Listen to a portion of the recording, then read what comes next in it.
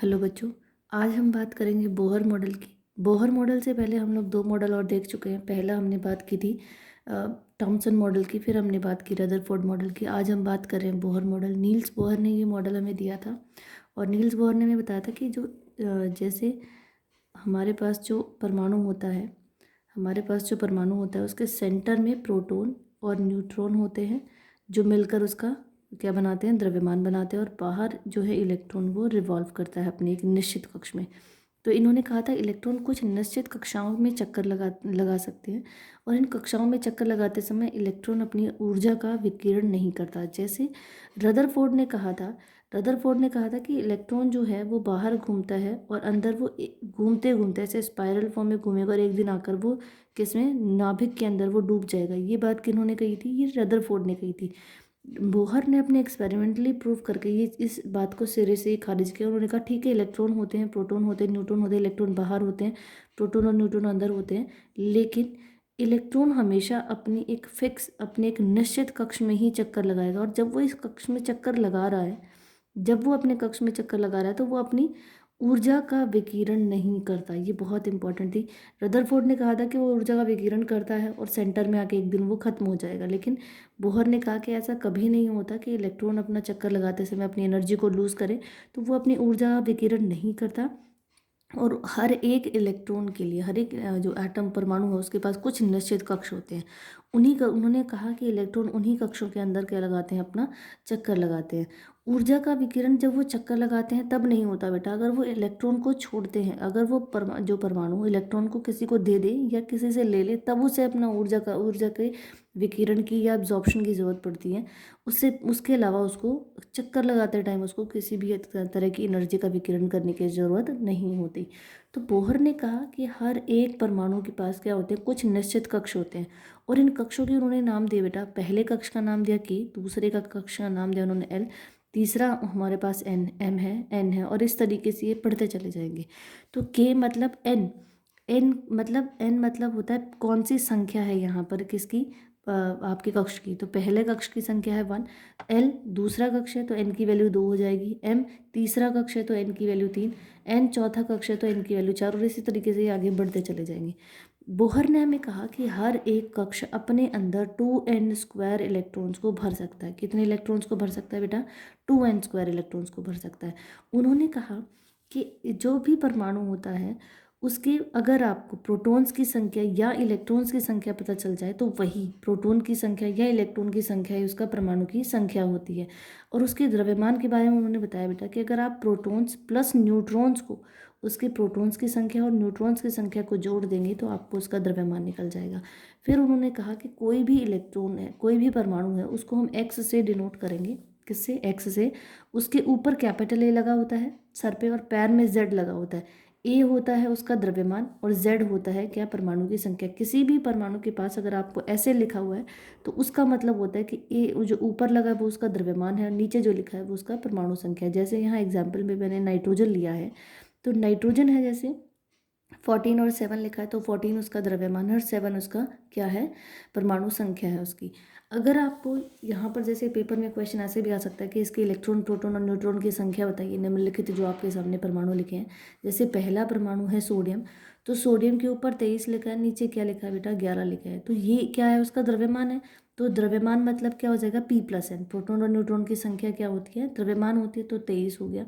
और 11 लिखा है, नीचे 11 लिखा है, तो ये क्या है, उसकी परमाणु संख्या है। क्या है बच्चे, परमाणु संख्या। तो परमाणु संख्या से हमें पता चला कि भी प्रोटॉन और इलेक्ट्रॉन उसके 11 होंगे। तो प्रोटॉन 11 हो गए और यहाँ रखेंगे तो आपके पास क्या हो जाएंगे, P+N है। P की जगह हम 11 रखेंगे तो 23 में से 11 माइनस करेंगे, N की वैल्यू, न्यूट्रॉन आपके पास 12 निकल गए। इसका मतलब इसके प्रोटॉन्स की संख्या कितनी है, 11, इलेक्ट्रॉन्स की संख्या कितनी है, 11, और न्यूट्रॉन्स की संख्या कितनी निकल गई, 12। इस तरीके से आप किसी भी परमाणु के प्रोटॉन्स, इलेक्ट्रॉन्स और न्यूट्रॉन्स की संख्या निकाल सकते हैं। जैसे हम नाइट्रोजन की बात करेंगे बेटा, यहाँ नाइट्रोजन के पास ऊपर 14 है, नीचे 7, मतलब उसका द्रव्यमान कितना हो गया, 14 हो गया हमारे पास, और उसकी संख्या कितनी होगी, 7। द्रव्यमान उसका कितना है बेटा, 14 है, तो इसका मतलब क्या हो गया, ए की वैल्यू 14 है और ए बराबर क्या होता है, P+N। अब यहाँ उसके संख्या 7 है, संख्या 7 होने का मतलब प्रोटॉन और इलेक्ट्रॉन की संख्या 7 7 होगी, तो यहाँ हम P की जगह 7 रखेंगे और 14 में से 7 माइनस करेंगे तो n की वैल्यू भी आपके पास 7 निकल जाएगा। इसका मतलब ये हुआ कि नाइट्रोजन के प्रोटॉन्स, इलेक्ट्रॉन्स और न्यूट्रॉन्स की संख्या निकल गई यहाँ पे हमारे पास 7, 7 और 7। इस तरीके से आप किसी भी परमाणु के इलेक्ट्रॉन, प्रोटॉन और न्यूट्रॉन की संख्या को निकाल सकते हैं। आगे हम लोग बात कर रहे हैं बेटा, जो उन्होंने निश्चित कक्षाओं की बात की थी, उन कक्षाओं में वो 2n² इलेक्ट्रॉन्स को भर सकता है। कैसे भरेंगे उसकी बात करेंगे। हमारे पास बच्चे यस, नील बोहर ने हमें कहा कि बाहरी जो कक्षा, जो उसके पास निश्चित कक्षा है, उसमें 2n² इलेक्ट्रॉन्स को भर सकते हैं। तो 2n² है, n की वैल्यू k, अगर k मतलब फर्स्ट कक्ष में जाएंगे पहले कक्ष में, तो n की वैल्यू 1 हो जाएगी। यहाँ n की जगह 1 रखेंगे तो 2 × 1², 2 × 1 दैट इज 2 हो जाएगा। ऐसे ही l दूसरा कक्ष है तो आपके पास 2n² है, 2 × 2⁻² दैट इज 4 × 2 = 8, तो आपके पास 8 हो जाएंगे। मतलब k अपने अंदर 2 इलेक्ट्रॉन भर सकता है, l अपने अंदर 8 भर सकता है, m मतलब 3, तो 3 × 3 = 9, 9 दूनी 18, तो m अपने अंदर 18 इलेक्ट्रॉन भर सकता है। ऐसे ही अगर मैं n की बात करूँ तो n मतलब यहाँ n की संख्या 4 हो जाएगी। 2n² n की जगह 4 रखेंगे, 4 है, 4⁻² है, तो 4 × 4 = 16, 16 दूनी 32 मतलब 32। इसका मतलब ये हुआ बेटा कि जो k, एल, एम और एन, हमें 4 कक्ष पढ़ने, के अपने अंदर 2 इलेक्ट्रॉन भर सकता है, एल अपने अंदर 8। फिर जब, लेकिन ये तो इनके इलेक्ट्रॉन भरने की क्या है, क्षमता है, लेकिन हर एक जो परमाणु होता है वो अपने बाहरी कक्ष में, जैसे कोई भी परमाणु है तो उसका जो बाहरी कक्ष है मैक्सिमम वो उसमें 8 इलेक्ट्रॉन भर सकता है। इसका मतलब के अंदर अपने अंदर 2 भरेगा, एल अपने अंदर 2 भरेगा, एम 8 भरेगा, एम अपने अंदर 8 भरेगा और एन भी 8 भर सकता है। ठीक है बेटा, तो इसका मतलब 2, 8, 8 इस तरीके से अपने अंदर इलेक्ट्रॉन्स भर सकते हैं। अब ये जो इलेक्ट्रॉन्स हैं आपको भरने आने चाहिए, क्योंकि इसी के आधार पर आप किसी भी इलेक्ट्रॉन की संयोजकता या उसका चार्ज निकाल सकते हैं। जैसे मैं यहाँ पर एक निकाल के दिखा रही हूँ आपको, सोडियम। सोडियम का नंबर जो है 11। जब भी किसी का परमाणु संख्या आपको मिल जाती है तो वो आपको 3 इन्फॉर्मेशन लगभग दे के जाता है कि उसके इलेक्ट्रॉन्स की संख्या, उसके प्रोटॉन्स और न्यूट्रॉन्स की संख्या कितनी। इलेक्ट्रॉन्स इसके पास 11 है और प्रोटॉन्स हम 12 पहले निकाल, इलेक्ट्रॉन्स 11 हैं, प्रोटॉन्स 11 और इसके न्यूट्रॉन्स की संख्या 12 हमने अभी निकाली थी। ठीक है बेटा, तो 11 इलेक्ट्रॉन्स है। अब सोडियम के पास 11 इलेक्ट्रॉन है तो इन के, एल, एम में वो भरना शुरू करेगा। के अपने अंदर 2 भर सकता है, ये 8, ये 8, ये 8 इस तरीके से भर सकते हैं। तो 11 में से 2 किसके पास जाएंगे, के पास। अब 11 में से 2 गए तो 9 बचे, वो 9 किसके पास जा रहे हैं, एल के पास। एल ने उस 9 में से 8 अपने पास रखे और एक किसको दे दिया, एम को। तो इस तरीके से इसका जो इलेक्ट्रॉनिक विन्यास है वो हो जाएगा 2, 8 और 1। ठीक है बेटा, क्या हो जाएगा, 2, 8 और 1। जैसे मैं यहाँ और भी आपके पास एग्जाम्पल ले रहे हैं। पहला हमने लिया लिथियम का। लिथियम का नंबर है 3, 3 नंबर, इसका मतलब इसके इलेक्ट्रॉन्स की संख्या 3 है। 3 को यहाँ भरना शुरू करेंगे तो के अपने अंदर 2 भर सकता है, 3 में से 2 इसने अपने पास रख लिए और 1 जो बच गया वो अगले को दे दिया, नेक्स्ट को दिया, तो एल के पास हो गया यहाँ पर 1। जैसे क्लोरीन का नंबर 17 है, तो 17 है तो इसके मतलब इसके पास 17 इलेक्ट्रॉन है, तो ये अपने भरने शुरू करेगा। के ने 17 में से 2 अपने पास रखे, बाकी बचे 15 उसने एल को दिए। एल ने 15 में से 8 अपने पास रखे, 8 रखने के बाद जो 7 बचे वो उसने नेक्स्ट एम को दिए और उसने अपने पास 7 रख लिए, क्योंकि ये 8 भर सकता है अभी तो 7 ही हैं, तो इसने 7 अपने पास रख लिए। तो इसका जो इलेक्ट्रॉनिक विन्यास है क्लोरीन का वो हुआ 2, 8 और 7। इसी तरीके से आप और भी ले सकते हैं, जैसे सल्फर का नंबर 16 है, तो 16 मतलब 16 इलेक्ट्रॉन है, तो 2 तो के पास जाएंगे, 16 में से 14 बचे वो अगले के पास जाएंगे, 14 में से 8 एल ने अपने पास रख लिए और तीसरा कक्ष है इसका एम, उसमें इसके कितने आ जाएंगे बेटा, 6। ठीक है, तो 2, 8, 6 ये इसका इलेक्ट्रॉनिक विन्यास है। इस तरीके से आप किसी भी परमाणु का इलेक्ट्रॉनिक विन्यास आप लिख सकते हैं। अब इलेक्ट्रॉनिक विन्यास के आधार पर ही बहुत सारी चीज़ें हमारी सॉल्व हो गई और उनके सॉल्व करने में नील बोहर का बहुत बड़ा हाथ है। उन्होंने, आज भी हम उनकी ही पढ़ाई हुई चीज़ें पढ़ते हैं। तो इलेक्ट्रॉनिक विन्यास से हमें पता चला कि आखिरी कक्ष में कितने इलेक्ट्रॉन हैं। उन आखिरी कक्षों के इलेक्ट्रॉन को उन्होंने नाम दिया बेटा संयोजक इलेक्ट्रॉन्स। जो किसी भी परमाणु के आखिरी कक्ष में जो इलेक्ट्रॉन्स हैं, किसी भी परमाणु के आखिरी कक्ष में जो इलेक्ट्रॉन्स हैं वो हो जाएंगे उसके संयोजक इलेक्ट्रॉन्स। जैसे मैं यहाँ पर कुछ इलेक्ट्रॉन्स के नाम लिख देती हूँ। यहाँ पर हम नाम लिख रहे हैं बच्चे, 1 हाइड्रोजन, 2 हीलियम, 3 लिथियम, 4 बेरिलियम, 5 हमने नाम लिखा boron, 6 carbon, 7 nitrogen, 8 oxygen, 9 fluorine और 10 एनियन। हम इनका लेते हैं अभी, ठीक है। तो हम इलेक्ट्रॉनिक विन्यास लिख रहे हैं इनका। जब आप इनका इलेक्ट्रॉनिक विन्यास लिखते हैं तो इनकी परमाणु संख्या से ही आपको पता चल गया बेटा कि इनके पास कितने इलेक्ट्रॉन्स हैं।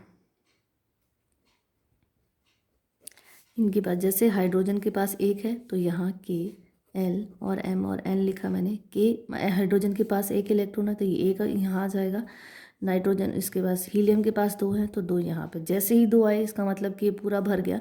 हम लिथियम की बात करेंगे, तीन है तो तीन में से दो आएंगे किसके पास, के पास। अब एक जो बच गया वो अगले के पास चला जाएगा, एल के पास। ठीक है, एल अपने अंदर 8 तक इलेक्ट्रॉन्स भर सकता है। ऐसे ही हम बात करेंगे किसकी, बेरिलियम। बेरिलियम के दो यहाँ पर और दो बचे वो इनके पास। फिर बोरोन है तो यहाँ आ जाएंगे दो और तीन। फिर कार्बन 6 है तो दो और चार। नाइट्रोजन 7 है तो दो और पाँच। ऑक्सीजन 8 है तो दो, 6, यहाँ दो और 7 और यहाँ दो और 8। जैसे ही यहाँ 8 हो जाएंगे तो ये के भी पूरा भर गया है और कौन, एल भी पूरा भर गया। यहाँ हमारे पास के भर गया था।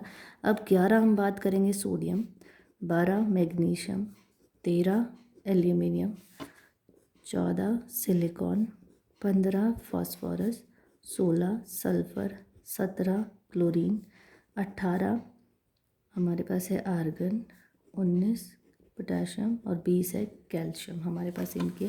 अब ये हमारे पास 8 भर चुके हैं तो 11 हैं सोडियम के पास, तो 11 इलेक्ट्रॉन, इसका मतलब दो यहाँ पर आएंगे। 11 में से दो गए तो हमारे पास 9 बचे, 9 में से 8 यहाँ और एक यहाँ। तो इसका जो इलेक्ट्रॉनिक विन्यास हो जाएगा 2 8 1। ऐसे ही मैग्नीशियम में 2 8। देखो बेटा टोटल अगर आप करोगे तो वो 11 ही आना चाहिए आपके पास। 8 2 10, 10 और 1 11। ऐसे ही 2 8 तो हो जाएगा, 8 और 2 10 है तो 12 यहाँ।